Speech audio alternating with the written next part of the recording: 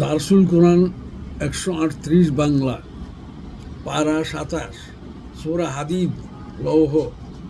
আজ সোমবার 20 এপ্রিল 2026। আলোচয়াত 11 থেকে 25। উপস্থাপনায় অধ্যাপক মোহাম্মদ আবু সাদেক, বাংলাদেশ। দেশ ও বিদেশে অবস্থানত আমার ভাই বোনেরা, আসসালামু আলাইকুম ওয়া রাহমাতুল্লাহি ওয়া বারাকাতুহু। আলহামদুলিল্লাহি ওয়া সালামুন আলা ইবাদিহিল্লাযীনা ইসতাফা। আউযু বিল্লাহি মিনাশ শাইতানির রাজীম। বিসমিল্লাহির রহমানির রহিম। এখন 11 থেকে 25 নম্বর আয়াতের তেলাওয়াত ও তরজমা পেশ করা হচ্ছে ইন্টারনেট থেকে। তাদের অপেক্ষা যারা পরে ব্যয় করেছে ও জিহাদ করেছে, তবে আল্লাহ উভয়কে কল্যাণের ওয়াদা দিয়েছেন। তোমরা যা করো আল্লাহ সে সম্পর্কে সম্মুখ জ্ঞাত। من ذا الذي يقرض الله قرضا حسنا فيضاعفه له وله أجر كريم। কে সেই ব্যক্তি যে আল্লাহকে উত্তম ধার দেবে, এরপর তিনি তার জন্য তা বহুগুণে বৃদ্ধি করবেন এবং তার জন্য রয়েছে সম্মানিত পুরস্কার। يوم ترى المؤمنين والمؤمنات يسعى نورهم بين أيديهم وبأيمانهم بشراكم اليوم جنات تجري من تحتها الأنهار خالدين فيها ذلك هو الفوز العظيم। সেদিন আপনি দেখবেন ইমানদার পুরুষ ও ইমানদার নারীদেরকে তাদের সম্মুখ ভাগে ও ডান পাশে তাদের জ্যোতি ছোটাছুটি করবে। বলা হবে, আজ তোমাদের জন্য সুসংবাদ জান্নাতের, যার তলদেশে নদী প্রবাহিত, তাতে তারা চিরকাল থাকবে। এটাই মহা সাফল্য। يوم يقول المنافقون والمنافقات للذين آمنوا انظرونا نقتبس من نوركم قيل ارجعوا وراءكم فالتمسوا نورا فضرب بينهم بسور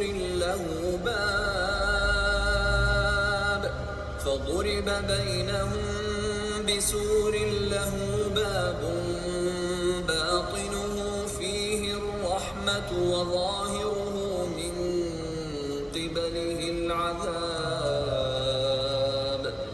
সেদিন কপট বিশ্বাসী পুরুষ ও কপট বিশ্বাসী নারীরা মুমিনদেরকে বলবে, তোমরা আমাদের জন্য অপেক্ষা করো, আমরাও কিছু আলো নেব তোমাদের জ্যোতি থেকে।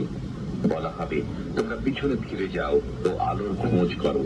অতঃপর উভয় দলের মাঝখানে খাড়া করা হবে একটি প্রাচীর, যার একটি দরজা থাকবে, তার অভ্যন্তরে থাকবে রহমত এবং বাইরে থাকবে আযাব।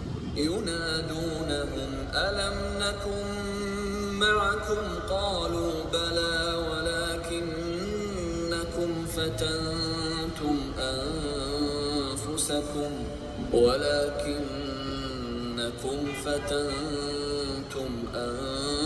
أنفسكم وتربصتم وارتبتم وغرتكم الأماني حتى جاء أمر الله وغركم بالله الغرور। তারা মুমিনদেরকে ডেকে বলবে, আমরা কি তোমাদের সাথে ছিলাম না? তারা বলবে, হ্যাঁ, কিন্তু তোমরা নিজেরাই নিজেদেরকে বিপদগ্রস্ত করেছ, প্রতীক্ষা করেছ, সন্দেহ পোষণ করেছ এবং অলেখ আশার পেছনে বিভ্রান্ত হয়েছ। অবশেষে আল্লাহর আদেশ পৌঁছেছে, এসবই তোমাদেরকে আল্লাহ সম্পর্কে প্রতারিত করেছে। فاليوم لا يؤخذ منكم فدية ولا من الذين كفروا مأواكم النار هي مولاكم وبئس المصير। অতএব আজ তোমাদের কাছ থেকে কোনো মুক্তিপণ গ্রহণ করা হবে না এবং কাফিরদের কাছ থেকেও নয়। তোমাদের সবার আবাসস্থল জাহান্নাম, সেটাই তোমাদের সঙ্গী। কতই না নিকৃষ্ট এই প্রত্যাবর্তন স্থল। ألم يأن للذين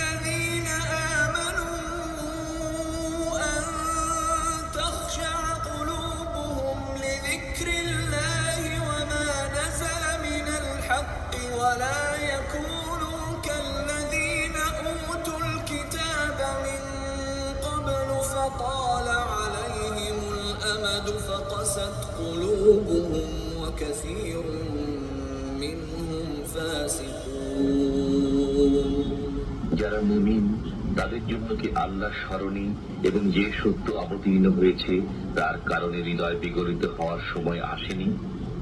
তারা তাদের মতো যেন না হয় যাদেরকে পূর্বে কিতাব দেওয়া হয়েছিল।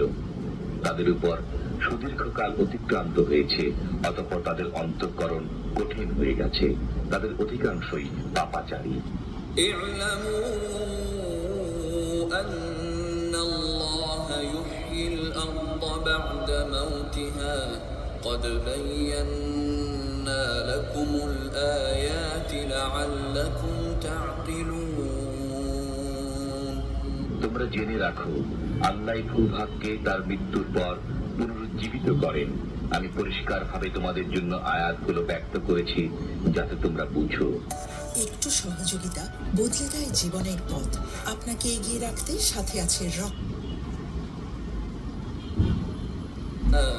قد بينا لكم الآيات لعلكم تعقلون তোমরা জেনে রাখো, আল্লাহ ভূভাগকে তার মৃত্যুর পর পুনরুজ্জীবিত করেন। আমি পরিষ্কারভাবে তোমাদের জন্য আয়াতগুলো ব্যক্ত করেছি যাতে তোমরা বুঝো। إن المصدقين والمصدقات وأقرضوا الله قرضا حسنا يضاعف لهم ولهم أجر كريم নিশ্চয়ই দানশীল ব্যক্তি ও দানশীলা নারী যারা আল্লাহকে উত্তম রূপে ধার দেয় তাদেরকে দেওয়া হবে বহু গুণ এবং তাদের জন্য রয়েছে সম্মানজনক পুরস্কার। والذين آمنوا بالله ورسله أولئك هم الصديقون والشهداء عند ربهم لهم أجرهم ونورهم والذين كفروا وكذبوا بآياتنا أولئك أصحاب الجحيم আর যারা আল্লাহ ও তার রাসূলের প্রতি বিশ্বাস স্থাপন করে তারাই তাদের পালনকর্তার কাছে সিদ্দিক ও শহীদ বলে বিবেচিত। তাদের জন্য রয়েছে পুরস্কার ও জ্যোতি, এবং যারা কাফির ও আমার নিদর্শন অস্বীকারী তারাই জাহান্নামের অধিবাসী হবে।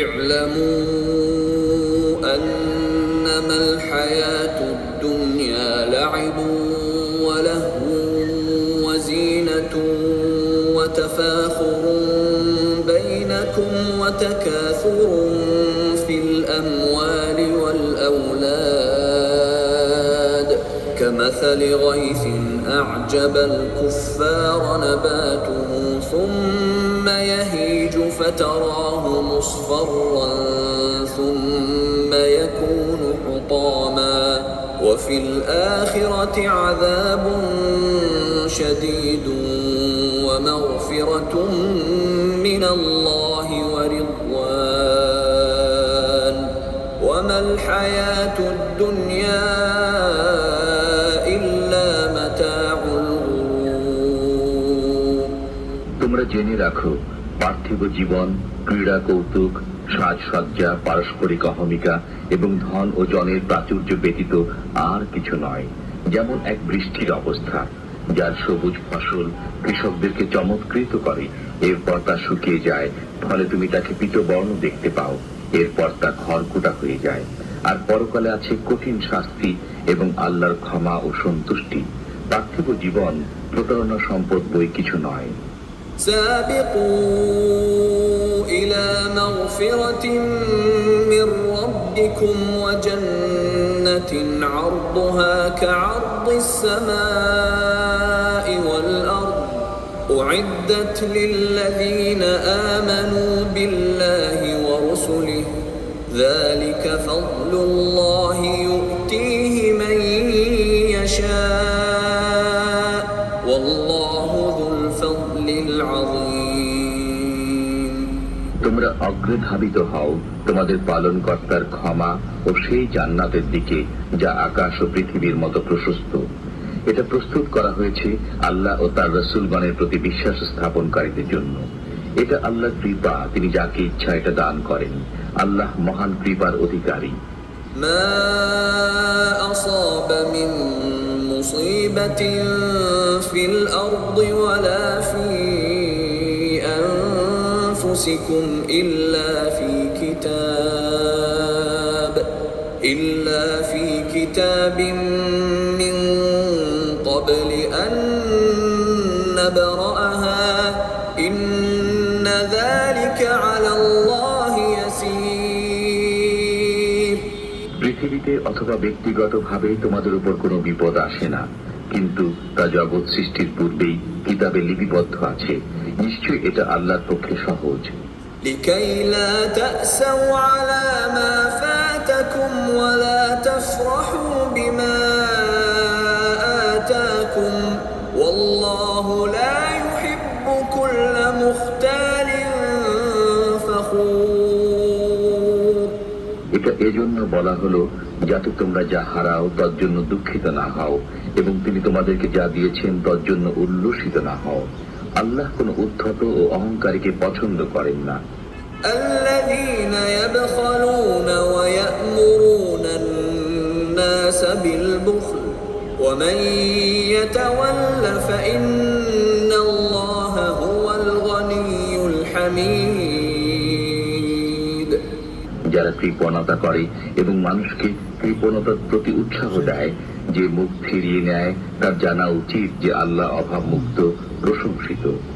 لقد أرسلنا رسلنا بالبينات وأنزلنا معهم الكتاب والميزان ليقوم الناس بالقسط وأنزلنا الحديد فيه بأس شديد ومنافع للناس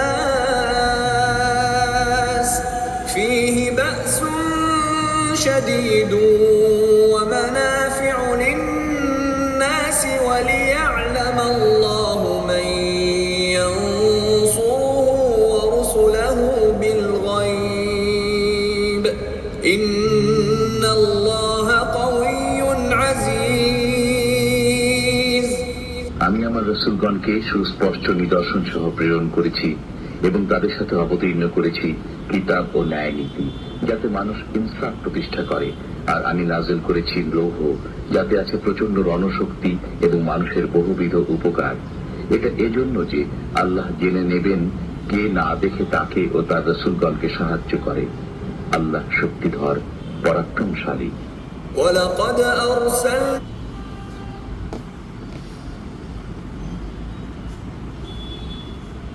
11 থেকে 25 নম্বর আয়াতে বলা হয়েছে, ইসলাম ও মুসলমান আর মানবতার কল্যাণে ঈমানদাররা যে অর্থ ব্যয় করে তা আল্লাহ নিজের গ্রহণ করা ঋণ বলে ঘোষণা দিয়েছেন। এটি তার শাশ্বত নীতি, তবে তা হতে হবে তরজে হাসানা বা উত্তম ঋণ, অর্থাৎ যে অর্থ আল্লাহর সন্তুষ্টির জন্য হবে। কোনো লোক দেখানোপনা মনোবৃত্তি থাকবে না।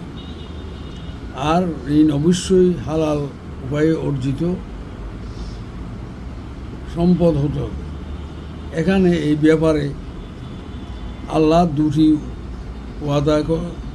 আল্লাহর ওয়াদা রয়েছে, যে একটি হচ্ছে পরকালে আল্লাহ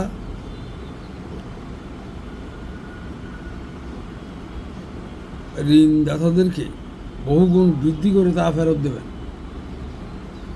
আর দ্বিতীয়টি হচ্ছে আল্লাহ নিজের পক্ষ থেকে তাকে উত্তম প্রতিফল দান করবেন, অর্থাৎ জান্নাত দান করবেন। এই ব্যাপারে আব্দুল্লাহ ইবনে মাসউদ থেকে বর্ণিত একটি হাদিস থেকে জানা যায়, এই কর্জে হাসানার কথা শুনে একজন আনসারি সাহাবী হযরত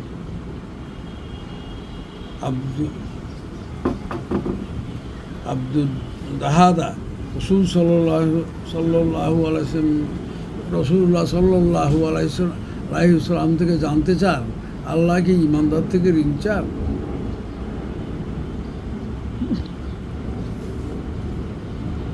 তখন তিনি সূচক জবাব দিলেন, ওই সাহাবী, তার একটি খেজুর বাগান যাতে 600 খেজুর গাছ ছিল, তা তিনি রাসূল করিম সাল্লাল্লাহু আলাইহি ওয়াসাল্লামের হাতে কর্জা হাসানা হিসেবে দান করেন। এ থেকে বোঝা যায় সাহাবা রাদিয়াল্লাহু আজমাইন আল্লাহর পথে অর্থ বিয়ে কতটুকু নিষ্ঠাবান ও নিবেদিত প্রাণ ছিলেন। এভাবে কিয়ামত পর্যন্ত যারা আল্লাহর পথে কর্জে হাসানা দেবে তা সমপর্যায়ে মূল্যায়িত হবে। কিয়ামতের দিন মুমিন পুরুষ ও স্ত্রী লোকগণ দেখতে পাবে তাদের সম্মুখভাগে ও ডান পাশে তাদের আলু ছুটোছুটি করছে। তাদেরকে বলা হবে, আজ তোমাদের জন্য সুসংবাদ জান্নাতের, যার নিচে দিয়া নির্জননীসমূহ প্রবাহিত এবং চিরদিন তোমরা সেখানে থাকবে। আর এটি মানব জীবনের মহা সাফল্য। তাই এই সাফল্য লাভের জন্য প্রত্যেক ইমানদারের প্রতিযোগিতা করা উচিত। সেদিন মুনাফিক পুরুষ ও মুনাফিক নারীরা মুমিনদের কাছে আহাজারি করে বলবে, তোমরা একটু অপেক্ষা করো, আমরা যেন তোমাদের থেকে কিছু আলো নিতে পারি। তখন সাহাবা রাদিয়াল্লাহু আজমাইন মুত্তাকিরা আলোপ্রাপ্ত মুত্তাকিরা তাদেরকে ধিক্কার দিয়ে বলবে, তোমরা পিছন দিয়ে ফিরে যাও এবং আলো তালাশ করো।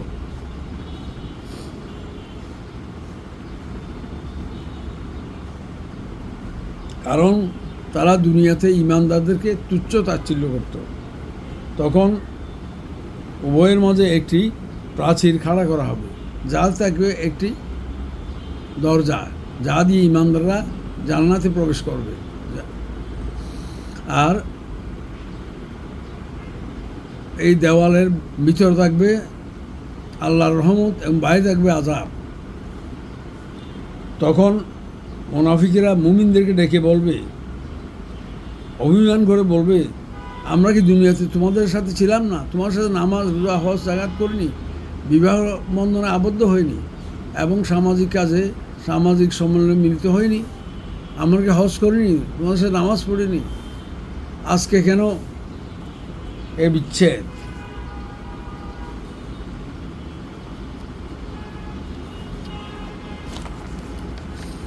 তখন মুমিনরা জবাবে বলবে, তোমরা দুনিয়াতে নিষ্ঠাবান মুসলমান ছিলে না, তোমরা কুফর ও ইসলামের মাঝে দুদুল্যমান ছিলে।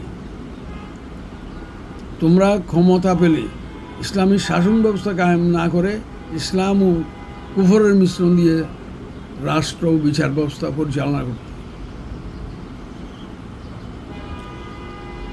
এতে তোমরা বেশ সন্তুষ্ট ছিলে, কারণ এ ব্যবস্থায় আখিরাতের চেয়ে দুনিয়ার স্বার্থ সিদ্ধি করতে পারতে। তারা সবসময় সুযোগ সন্ধানী ছিল।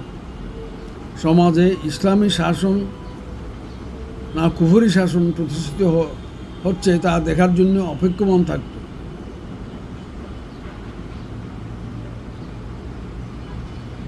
ইসলামপন্থীরা জয়ী হলে তখন তারা ইসলামপন্থীদের সাথে একাত্মতা ঘোষণা করে ইসলামী সমাজের বিভিন্ন সুযোগ সুবিধা গ্রহণ করতে দ্বিধাবোধ করত। আর যদি কুফরি শাসনের ধ্বজা দাঁড়িয়ে বিজয় হয়, তখন তারা এই মুনাফিক ইসলাম বিরোধী শাসকদের সাথে একাত্মতা ঘোষণা করে সেখানে তারা সব রকম সহযোগিতায় এগিয়ে যেত।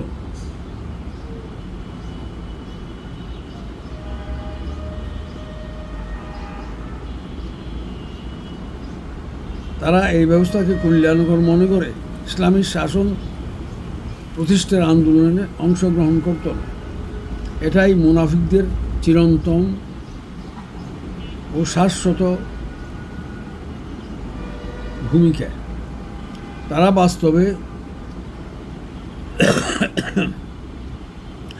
বাস্তবে আল্লাহ, রেসালত ও আখেরাতে পার্থিব জীবনের কর্মকাণ্ড সম্পর্কে জবাবদিহিতায় বিশ্বাস করত না। ইসলাম প্রতিষ্ঠার সংগ্রামকে অর্থহীন মনে করে তাতে অংশগ্রহণ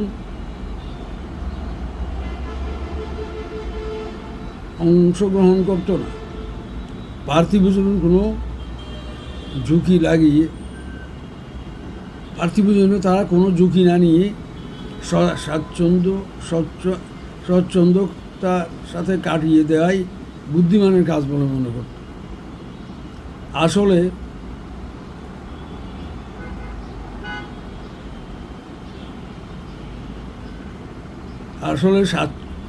ইসলামী শাসন ব্যবস্থা প্রতি সন্দিগ্ধ লোকেরাই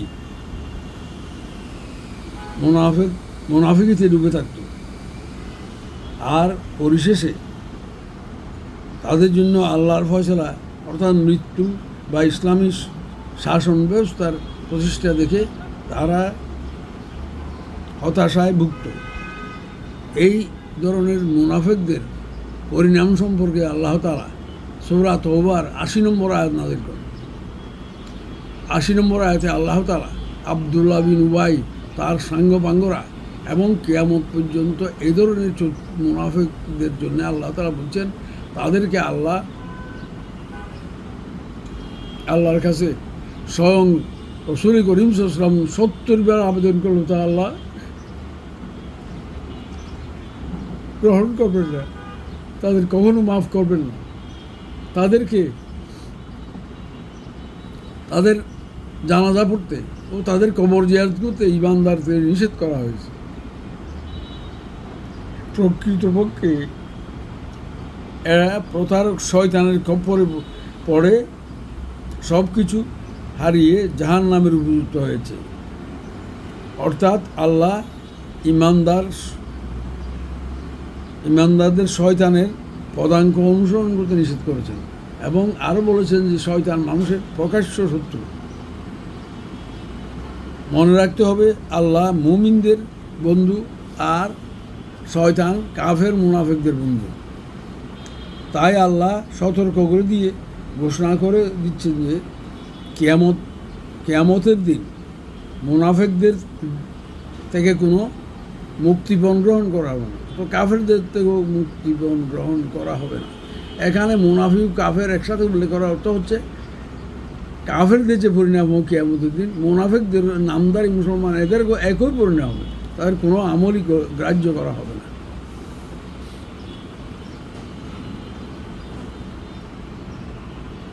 আর সেই পরিণাম হবে চিরস্থায়ী জাহান্নাম, যা জঘন্যতম ঠিকানা। এরপর ইসলাম ও কুফরের ব্যাপারে দুদুল্যমান ব্যক্তিদের ধিক্কার দিয়ে আল্লাহ সতর্ক করে বলেছেন যে ইহুদি নাসারারা নবীদের দীর্ঘকাল পরে ফাসেক পরিণত হয়েছে। আজ মুহাম্মদ মুস্তাফা সাল্লাল্লাহু আলাইহি ওয়াসাল্লাম স্বয়ং উপস্থিত থেকে এই বান্দারগণ তোমাদেরকে দাওয়াত দিচ্ছে ইসলাম গ্রহণ করার জন্য, কিন্তু অনেক নও মুসলিম ইসলাম ও কুফরির দ্বন্দ্বে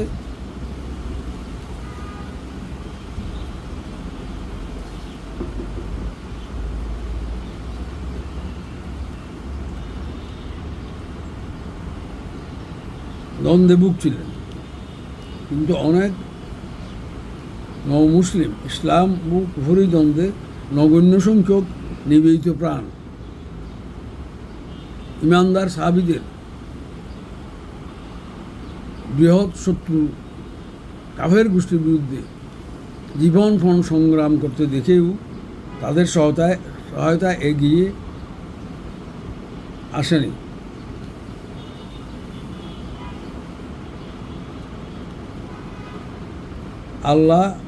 আল্লাহর রসুল সাল্লাল্লাহু আলাইহি সাল্লাম এর হৃদয় গ্রাহী সত্যের আহ্বানে তারা সাড়া না দিয়ে স্বার্থ সিদ্ধিতে মগ্ন থাকত।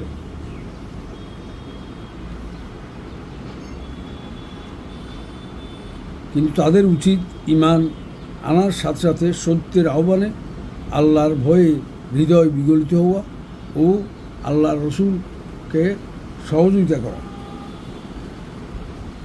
অন্যথায় তারা মুনাফেক বলে বিবেচিত হবে। পরিশেষে আল্লাহ স্মরণ করে দিয়েছেন, আল্লাহ যেভাবে এক পশলা বৃষ্টির মাধ্যমে মৃত জমিনকে পুনর্জীবিত করেন, তেমনিভাবে কিয়ামতের দিন একটি সিঙ্গা ফুৎকারের সাহায্যে সব মানুষ পুনর্জীবিত হয়ে আল্লাহর দরবারে তাদের পার্থিব জীবনের কর্মকাণ্ড সম্পর্কে জবাব দেওয়ার জন্য উপস্থিত হতে হবে।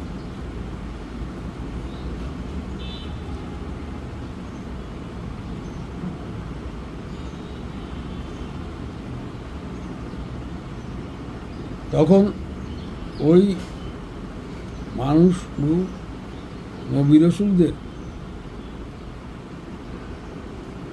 আহ্বানে সঞ্জীবিত হয়ে বিবেকবান সোনার মানুষে পরিণত হয়। তখন সাহাবায়ে কেরাম সমাজে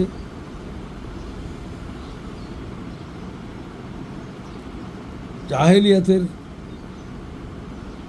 যুগের সমাজ ইসলামের সংস্পর্শে আলোকিত সমাজে পরিণত হয়েছে। তাই নির্লিপ্ত মুনাফিকদের উচিত কুফরির পতন ও ইসলামের বিজয় দেখে তাদের উচিত বিবেক বুদ্ধিকে কাজে লাগিয়ে পরকালের মুক্তির পথ খোঁজা। এখন আল্লাহ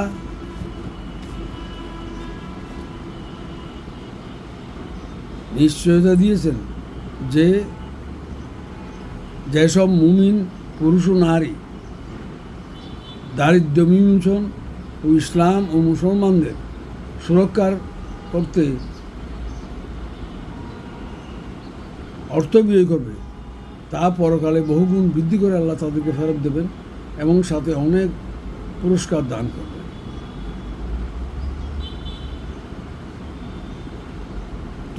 তবে শুধু আল্লাহর সন্তুষ্টি লাভের জন্য যে দান করা হয় তাই, এবং কোনো লোক দেখানোর ইচ্ছার পিছনে থাকবে না, তাই সাদকা ও উত্তম ঋণ হিসাবে আল্লাহর কাছে গণ্য হবে। সুবিধাবাদী ইমানদাররা এই সুবিধা পাবে না। এভাবে যারা আল্লাহ ও রসুল সাল্লাল্লাহু আলাইহি ওয়াসাল্লাম এর উপর খাঁটিভাবে ঈমান এনে ইসলামের সুরক্ষার প্রতিষ্ঠার জন্যে জানমাল অত্যন্ত নিষ্ঠার সাথে ও আন্তরিকভাবে বিয়ে করবে, তারাই আল্লাহর নিকট সিদ্দিক ও শহীদ বলে বিবেচিত হবে। কিন্তু যে ঈমান ইসলাম প্রচার ও প্রতিষ্ঠার আন্দোলনে উদ্বুদ্ধ হবে না, তা সংশ্লিষ্ট ব্যক্তিকে এই দুই গুণের মনোনীত বলে ধরা হবে না। এখানে কিয়ামত পর্যন্ত শুধু নিষ্ঠাবান ও ইসলামের জন্য নিবেদিত প্রাণ ইমানদারদেরকে উক্ত গুণে গুণান্বিত বলে ধরা হবে। তাই আল্লাহ তাআলা এই ব্যাপারে উদ্বুদ্ধ করে সূরা বাকারার 143 নম্বর আয়াতে জানিয়ে দিয়েছেন, অকাযালিকা জাআলনাকুম উম্মাতান ওয়াসাতাল লিতাকুনু শুহাদা আলান নাস ওয়া ইয়াকুনুর রাসূলু আলাইকুম শাহীদা। আল্লাহ তাআলা বলছে, ইমানদাররা, তোমরা যারা ঈমান আনছো, মুসলমান পরিচয় দিচ্ছ, তোমরা হচ্ছে কিয়ামত পর্যন্ত মধ্যপন্থী জাতি। তোমাদের দায়িত্ব হচ্ছে মানব জাতির কাছে সত্য অর্থাৎ ইসলামের কোরআনের সাক্ষ্যদাতা হিসাবে তোমাদের দায়িত্ব ইসলামের আহ্বান, কোরআনের আহ্বান, সুন্নাহর আহ্বান মানুষের কাছে পৌঁছিয়ে দেওয়া তোমাদের দায়িত্ব। আর এই ব্যাপারে আল্লাহ রসুল তোমাদের উপর সাক্ষী। এই জন্য রসুল করিম ইসলাম বিদায় হজের সময় আরাফাতের ময়দানে ১৬ লক্ষ সাহাবীদের কাছে জানতে চান তিনি আল্লাহর পক্ষ থেকে যে ইসলাম কোরআন পেয়েছেন তা তিনি বাস্তবায়িত করে নিজের জীবনে এবং সমাজে বাস্তবায়িত করে দেখিয়েছেন কিনা। তখন সব সাহাবী এক বাক্যে স্বীকার করেন যে আপনি অবশ্যই করেছেন। তখন তিনি আল্লাহর কাছে ফরিয়াদ করেন, এই আল্লাহ তুমি সাক্ষী থাকো, এই সাহাবীরা আমার ব্যাপারে সাক্ষ্য দিচ্ছে। এটাকে তিনি নিয়েছেন। এখন কিয়ামত পর্যন্ত আমাদের দায়িত্ব হচ্ছে ইসলাম এবং কোরআনের আহ্বানে মানুষের কাছে, যার যার প্রতিবেশী আওতাভুক্ত লোকদের কাছে পৌঁছিয়ে দেয়া, পরিষ্কার করে দেয়া যে ইসলামই একমাত্র মুক্তির উপায় কিয়ামত পর্যন্ত। কারণ এখন ইসলামই একমাত্র আল্লাহর পছন্দনীয় ধর্ম।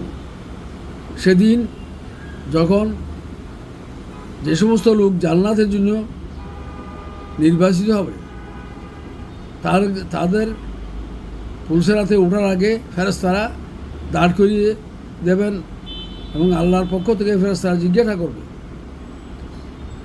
তোমরা এখন আর যেতে পারবে না কারণ তোমাদের বিরুদ্ধে অভিযোগ রয়েছে।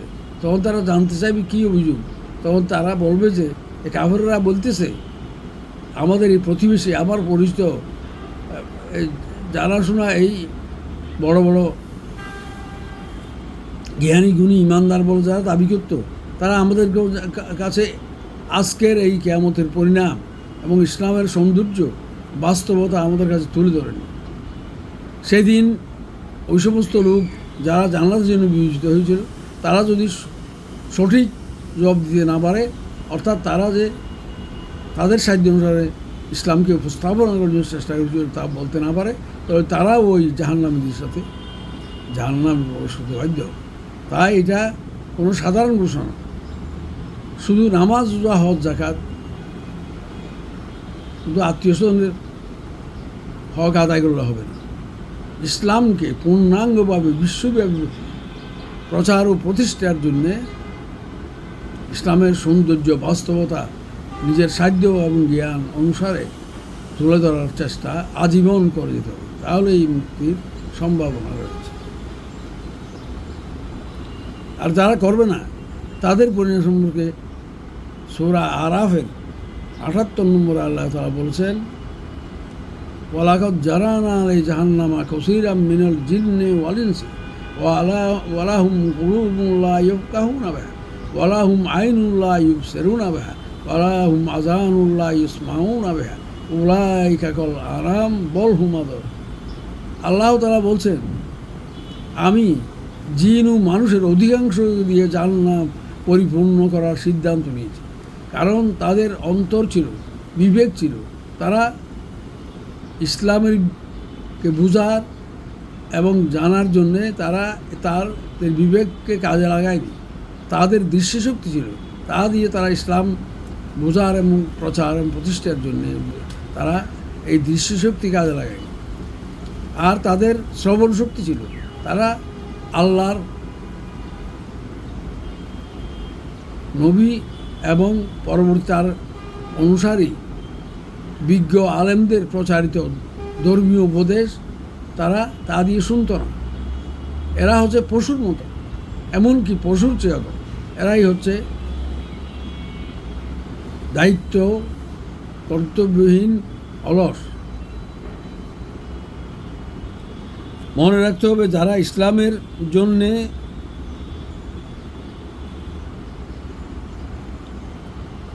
জিহাদ করতে গিয়ে যারা নিহত হন, তারা শহীদ। যে কোনো দুর্যোগে মুহূর্তে যারা ইসলামের সত্যায়নে সুদৃঢ় থাকে তারা সিদ্দিক। সাহাবা রাদিয়াল্লাহু আজমাইন আমাদের জন্য সিদ্দিক ও শহীদের মডেল। এসব সিদ্দিক যারা তাদের বিশ্বাস ও কর্মে সত্যের পরাকাষ্ঠা দেখাবে, এবং শহীদ অর্থাৎ যারা আল্লাহ তার রসুল ও ইসলামের ব্যাপারে অত্যন্ত ঝুঁকিপূর্ণ পরিস্থিতিতেও সত্যের সপক্ষে থাকে। পরকালে আল্লাহ এই সমস্ত সাচ্চা ও নিবেদিত প্রাণ মুমিনদেরকে ঘোর অন্ধকারে ফুলসিরাত পার হওয়ার জন্যে একান্ত প্রয়োজনীয় আলো দান করবেন ও সাথে সাথে যথোপযুক্ত পুরস্কার দান করবেন, অর্থাৎ তাদের জান্নাতের সর্বোচ্চ বালাখানা দান করা হবে। এখানে আল্লাহ মানুষকে একটি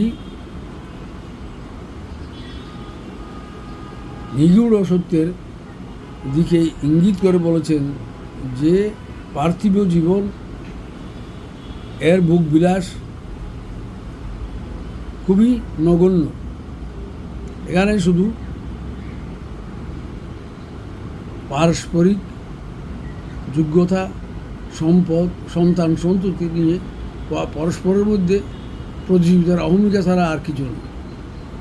অথচ তারা বুঝতে চায় না এক পশলা বৃষ্টির পরে শস্যক্ষেত সবুজ বাতাসে আন্দোলিত দেখে কৃষকরা উল্লসিত হয়, কিন্তু কিছুদিনের মধ্যে তা পীতবর্ণ ধারণ করে খড় উড়া পরিণত হয়। এইভাবে মানুষের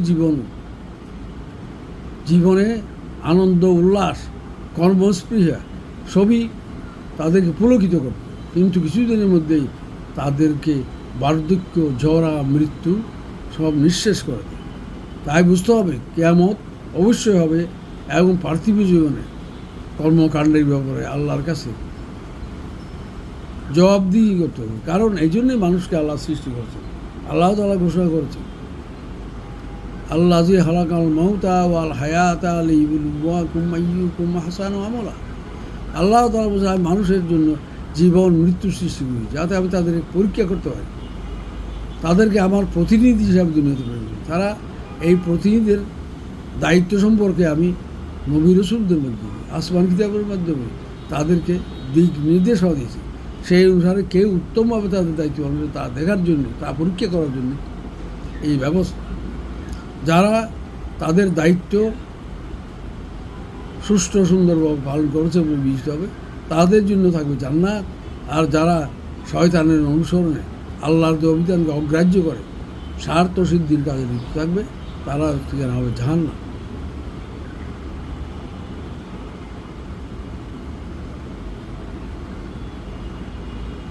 আল্লাহ একথাও জানিয়ে দিয়েছেন, পরকালে যেমন আল্লাহর ক্ষমা থাকবে তেমনি আল্লাহর কঠিন শাস্তিও থাকবে। আর আল্লাহ তাআলা কোরআন সুন্নাহর মাধ্যমে জানিয়ে দিয়েছেন কোন কাজে আল্লাহ সন্তুষ্ট আর কোন কাজে আল্লাহ অসন্তুষ্ট।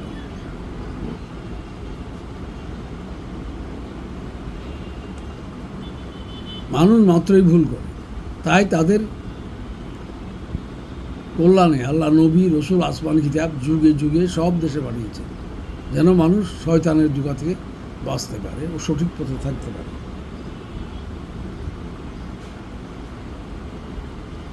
তবু মানুষ এই ক্ষণস্থায়ী জীবনের সুখ শান্তির জন্যে তাদের মেধা শক্তি নিয়ে অপরকে ছাড়িয়ে যাওয়ার প্রতিযোগিতায় লিপ্ত হয়। অথচ বিবেকবান মানুষদের উচিত জান্নাত লাভের জন্য আল্লাহ যে দিক নির্দেশনা দিয়েছেন তাতে প্রতিযোগিতা করা।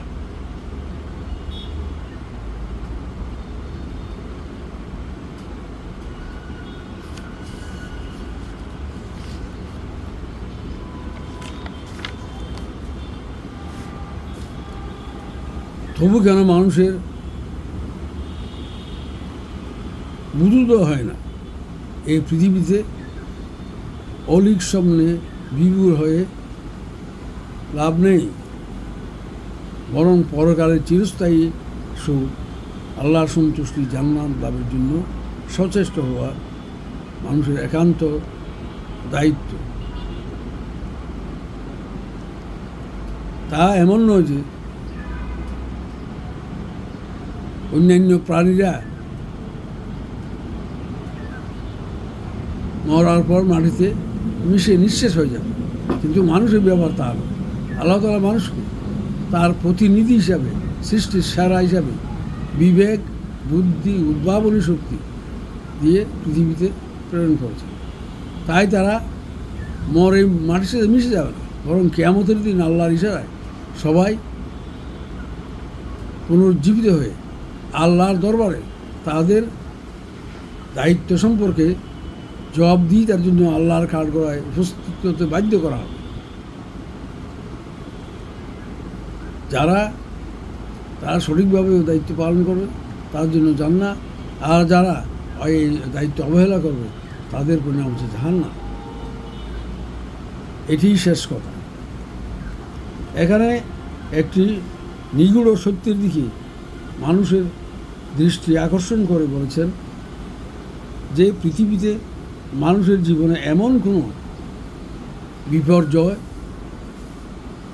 আসে না, মানুষের জীবনে ও পৃথিবীতে বিপর্যয় আসে না যা পূর্বে নির্ধারিত ছিল না। তাই বলা হয় মানুষের ভাগ্যলিপি তাদের সৃষ্টির 50,000 বছর আগে লিখিত হয়েছে, কারণ আল্লাহর কাছে অতীত, বর্তমান, ভবিষ্যৎ সব একই রকম। আর আল্লাহর এই ব্যবহারে ভাগ্যলিপি নির্দিষ্ট করে দেয়া আল্লাহর জন্য অতি সহজ। তাই আল্লাহ তাআলা আগাম সতর্ক করে দিয়েছেন যে তোমাদের যে বিপর্যয় আসে জীবনে এবং তোমাদের প্রাপ্তি, যে তোমাদের আশা আকাঙ্ক্ষা পূর্ণ হয়, প্রাপ্তি হয়, তা সবই তোমাদের ভাগ্যলিপিতে উল্লেখ রয়েছে। তাই আল্লাহ তাআলা বলছেন, এই জন্য আমি এটা জানিয়ে দিলাম যাতে তোমরা তোমাদের জীবনে কোনো বিপর্যয় আসলে হতাশ হয়ে পড়বে না এবং কোনো প্রাপ্তির ফলে অতি উল্লসিত হয়ে পড়বে না। যারা দুনিয়াতে সুযোগ সুবিধা পেয়ে, সম্পদ, শক্তি, ক্ষমতা পেয়ে ধরাকে সরা জ্ঞান করতে থাকে, এই ধরনের দাম্ভিক অহংকারীকে আল্লাহ কখনো পছন্দ করেন না। আল্লাহ তাদেরকে অত্যন্ত ঘৃণা করেন।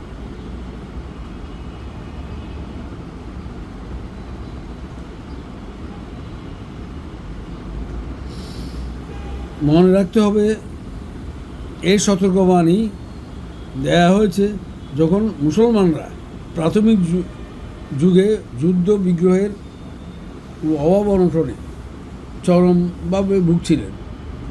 তখন মদিনার মুনাফিকেরা মুসলমানদের এই সমস্ত নিবেদিত প্রাণ মুজাহিদদের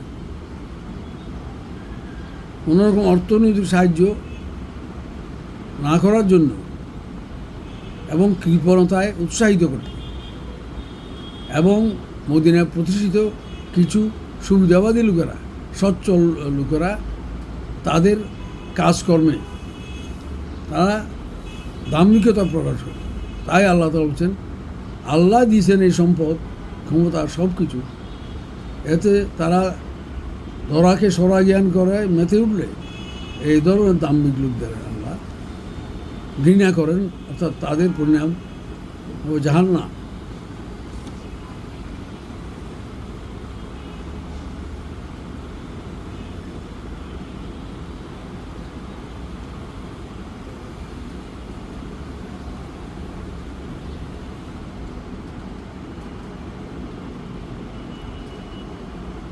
আল্লাহ তাআলা জানিয়ে দিয়েছেন যারা অহেতুক দাপট দেখায় ও সত্যের আহ্বানে সাড়া না দিয়ে তাতে আল্লাহর যদি সাড়া না দেয় এসব দাম্ভিকদের আল্লাহ দীক্ষা দিয়ে বলছেন তা আল্লাহর তাতে কোনো ক্ষতি নেই। আল্লাহ প্রাচুর্যময় সহত প্রশংসিত।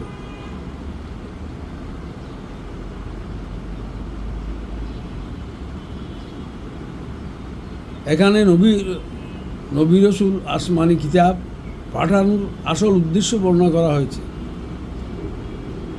বলা হয়েছে আল্লাহ তার নবী রসুলদের বাইয়ানা বা সুস্পষ্ট নির্দেশনা দিয়ে পাঠিয়েছেন যাতে তারা সত্যের আহ্বান ও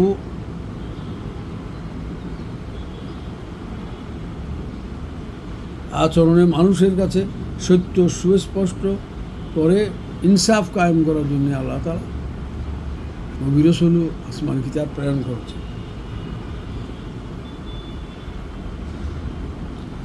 আর কিতাব ও মিজান যা সত্য মিথ্যার পার্থক্যকারী মানদণ্ড দিয়ে পাঠিয়েছেন যেন তারা সমাজে ও ব্যক্তি জীবনে সুবিচার প্রতিষ্ঠা করতে পারে। কারণ মানুষ দেশে দেশে যুগে যুগে শয়তানের প্ররোচনায় অনাচার ও অনৈতিক কাজে লিপ্ত হয়। আল্লাহ আরও বলেছেন তিনি আসমান থেকে লৌহ নাজিল করেছেন, অর্থাৎ লৌহ আকরিক ম্যাগনেটাইট হেমাটাইট রূপে খনিতে পাওয়া যায়। তা পরিশুদ্ধ করে লৌহ এবং ইস্পাত প্রস্তুত করার মতো যোগ্যতা আল্লাহ দান করেছেন। আল্লাহর এই দানকে আল্লাহ নাজিল করেছেন বলছেন। এই লৌহ হচ্ছে কঠিন ধাতু, এটার সাহায্যে সমরাস্ত্র, যন্ত্রপাতি, মানুষের ব্যবহার্য ছুরি কাঁচি ইত্যাদি প্রস্তুত করা যায়। এই ধাতু অত্যন্ত কল্যাণকর, তাই লৌহ আবিষ্কারের পরে মানব সভ্যতায় বিপ্লব এসেছে।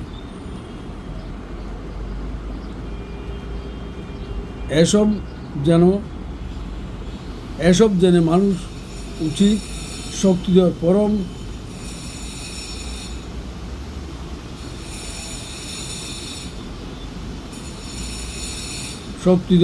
পরাক্রমশালী আল্লাহর উপর পরিমাণনা এবং আল্লাহ তার রসুলের সহযোগিতা করা, তাহলে তাদের জীবনের সফল।